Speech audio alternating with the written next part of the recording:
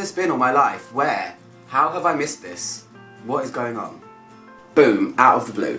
Hi guys, it's Serge. How's everyone doing? Good, I hope. As I said, where's this been in my life? I don't even know what's happening. I had a sample of this fragrance a long time ago, but it was a tiny bit and I never really got to get the feeling of it.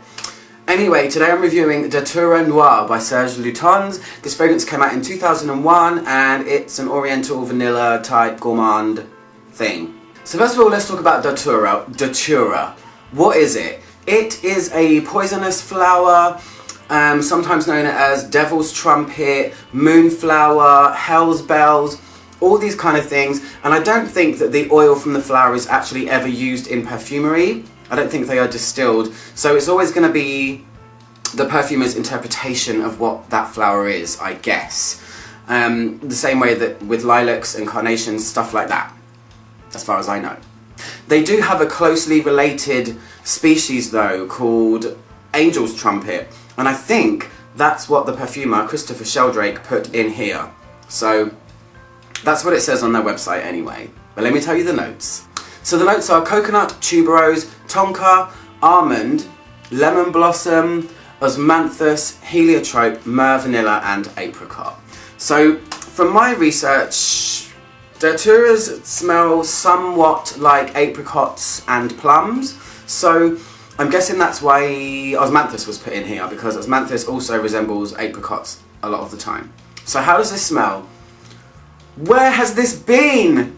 Why didn't you guys tell me about this? I'm really mad at you, I swear I am. Go and sit in the corner. I had no idea that Serge Lutens had a white floral this beautiful. Anyway. So the opening is very different from a lot of the Serge Lutens fragrances I've smelled before.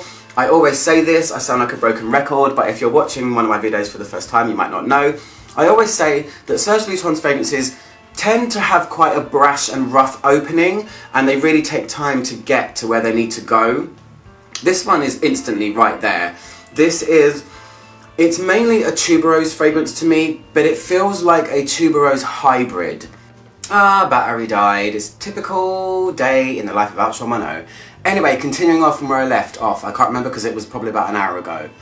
The opening, let's go back to that. Let me spray it on my hand again now because it's dried. So, oh gosh, the opening is probably where it's at its most intoxicating. I do feel like there is a disconnect between, and this isn't a negative about the smell, Datura is part of the deadly nightshade family. It's a poisonous flower, it's an hallucinogen, it's a scary drug. The leaves people get off their face when they ingest them or even rub them on their skin, I'm not sure. It's a crazy thing anyway. So it doesn't feel like a poisonous fragrance, it feels like a really beautifully blended, friendly and tropical fragrance. The first thing to say is that it's so smooth. This is one smooth operator. I mean, where have you been all my life? I need this. So really floral at first, but what's waiting to come forward is a very smooth coconut, almond, tropical feeling, and it kind of envelops the florals a bit. And like I was saying, the floral in this, while it's tuberose in my head, it feels like a hybrid. It feels like I'm getting tones of ylang ylang, I'm getting tones of even maybe frangipani or plumeria as it might be known to some people. It's definitely tropical feeling, and I'm reminded of Terracotta by Guerlain. I feel like this is better though. I love both of them. They have a very sunny feeling, it's very beachy. Coconut always makes a fragrance feel a little bit tropical and holiday-like, because most suntan lotions have a coconut smell to them. Unfortunately, it's like an association thing for most people, I'm guessing. Speaking on my own behalf here, for all of you. So the coconut in here is very sweet, it's very smooth, it's not coconut meaty, it's not coconut husk, which I've smelled in other fragrances where it's got that dry, the edges of a coconut kind of feeling. It's full on smooth almond and coconut in here. And it really makes the fragrance feel friendly and sunny and happy and like places I've been to before. I don't know. There's nothing poisonous or scary in here, but it's very beautiful. Wow, I was just completely unsuspecting of how much I was going to love this.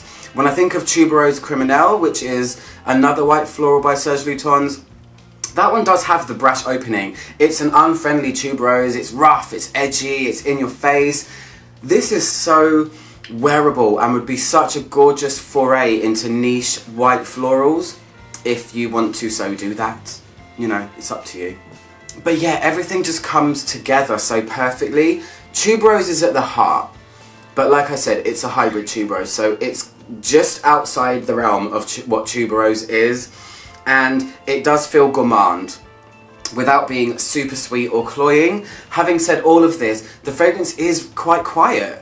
It's not a tuberose or a white floral that is aggressive and jumps off of your skin or is suffocating in any way, even though it might feel like that or look like that on paper because it has tonka, vanilla, all of these sweet things, coconut, tropicalness and white flowers.